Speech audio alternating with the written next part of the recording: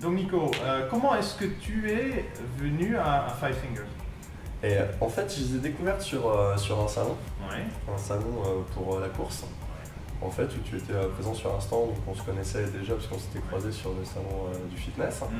Et donc j'ai vu ces chaussures originales, donc ça m'a interpellé d'abord par l'originalité. De voir les orteils libres. Donc bien sûr, je suis un naturel assez curieux, donc je t'ai demandé. Ouais.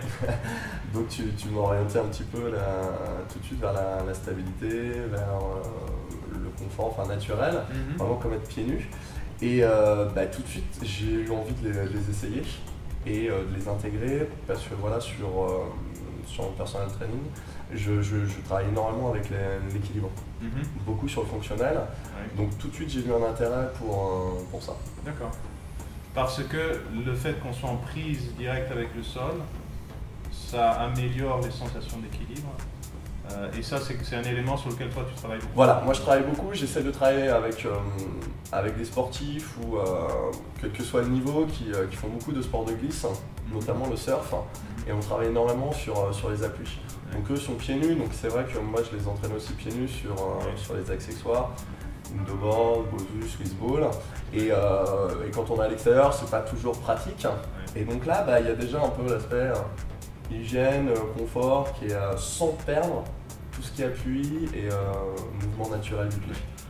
Donc là ça a été super, donc voilà, moi j'ai vu un intérêt dans ça. Et également le TRX donc qui est un Le outil TRX aussi, c'est un outil que j'utilise aussi, personnellement plus pour mes coachings.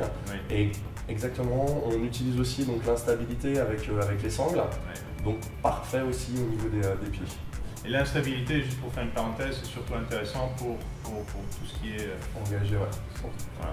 Pour engager le centre du corps, et du coup on n'est plus pris par une basket. Si je demande d'être un peu plus sur les talons, un peu plus sur les orteils, on ne vient pas directement sur le bout de la chaussure parce qu'elle est trop stable. Et donc là du coup le pied est plus naturel. Pareil, quand on met le pied dans la poignée du TRX, du coup on est beaucoup plus naturel, et donc il y a plus d'engagement au niveau de la cheville, l'impact aussi au niveau renforcement du mollet, parce que le pied bouge plus naturellement et pas pris dans une basket où on a du mal à rentrer dans la poignée. Les activités où toi tu les utilises moins sont surtout les activités à impact. Impact, oui, comme le body attack. Oui. C'est vrai que là j'ai été un petit peu timide au départ parce que c'est vrai que naturellement on n'a pas l'habitude de rester vraiment sur l'avant du pied. Même si en fitness on est souvent sur l'avant du pied, mais c'est vrai qu'on a éduqué un petit peu les gens là depuis 10 ans dans le fitness à poser le talon pour libérer le tendon d'Achille, le mollet, vraiment aller, de même parfois attaquer avec le talon sur la course. Donc c'est vrai que là ça demande un petit peu un autre apprentissage, et du coup les gens ça demande un peu plus d'explications, ils sont un petit peu oh là là mais t'es fou, tu vas te faire mal au genou, c'est pas bon pour les articulations. Donc c'est vrai que ça demande plus d'explications au niveau des gens, ça demande toi aussi de te reprogrammer entre guillemets au niveau de tes impacts, de rester ce qu'on peut faire naturellement quand on saute, si on est pieds nus, on va pas attaquer avec le talon, donc c'est de revenir sur ces mouvements-là. Donc c'est vrai que ça demande un petit peu d'entraînement. C'est un grand travail que nous faisons, d'expliquer que justement l'impact que le pied fait au sol, la force qu'on va donner est en fait dirigée par le cerveau. Et si on tape très fort avec peu de protection, le cerveau le sent tout de suite. Et l'impact par la suite va être moindre. Et justement le fait d'être en prise directe avec le sol et de sentir à travers ces milliers de récepteurs nerveux qu'on a sur le pied qui servent en partie à ça, l'impact n'est pas un problème puisque le corps sait très bien se protéger tout seul. Mais c'est vrai que ce message-là, on doit le faire passer et continuer à faire passer parce qu'on peut penser que une semelle amortissante égale protection, et donc absence d'amorti va être égale à danger. Et cette logique n'existe pas forcément dans le corps humain, puisque le corps sait très bien, naturellement, amortir ses choses. Bien sûr, non, je pense qu'il faut juste être patient parce que là on a justement les médecins, les ostéos, les kinés, justement, reviennent un petit peu sur ces semelles tout confort, où on était trop haut en fait, et du coup on a vraiment perdu les appuis, on a commencé à mal se positionner. Donc là la tendance s'inverse, donc je pense qu'il suffit juste d'être patient, mais pour les impacts, vraiment de bien l'expliquer aux gens et puis qu'ils le ressentent, et après il n'y aura pas de souci. Mais c'est vrai que pour l'instant c'est un petit peu sur les cours à gros impacts, les gens regardent quand même bizarrement. Donc après on a suffisamment de coups, on peut l'utiliser, on travaille aussi la stabilité. Donc, y a pas de souci.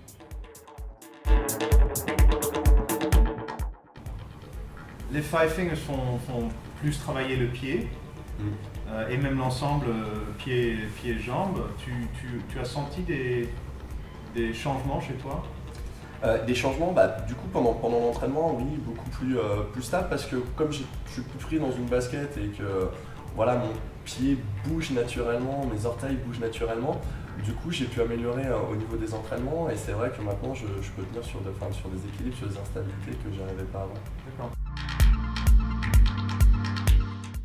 Si je résume ce que tu fais toi, tu fais en sorte que les gens soient plus forts et mieux quand ils sortent que quand ils rentrent.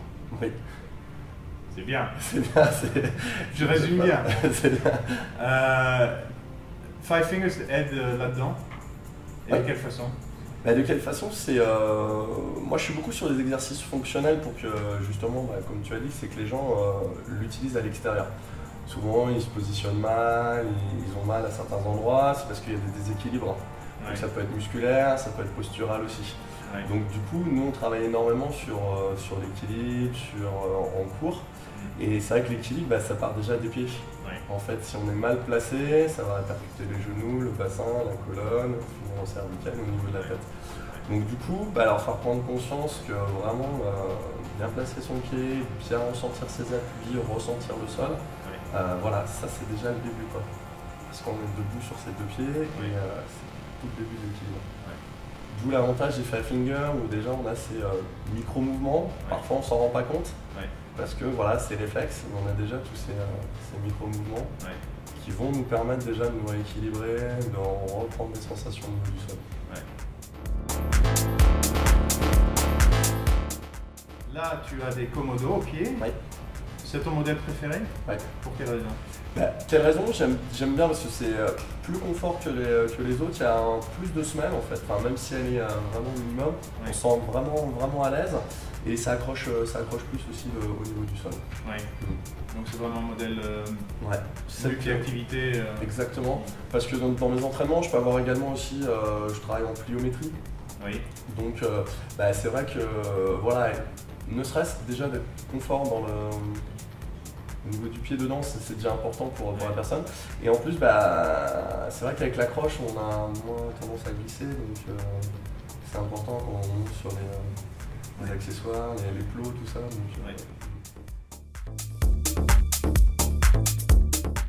Nico, merci beaucoup pour ton temps et ta patience. Si des gens veulent te contacter, tu as un adresse email, tu as un site, tu as quelque chose que tu peux... J'ai une adresse email, j'ai pas de site, juste une adresse mail. Nico.boucard, BOUCARD @free.fr. Très bien, super. Merci beaucoup. Merci Vita. Au revoir.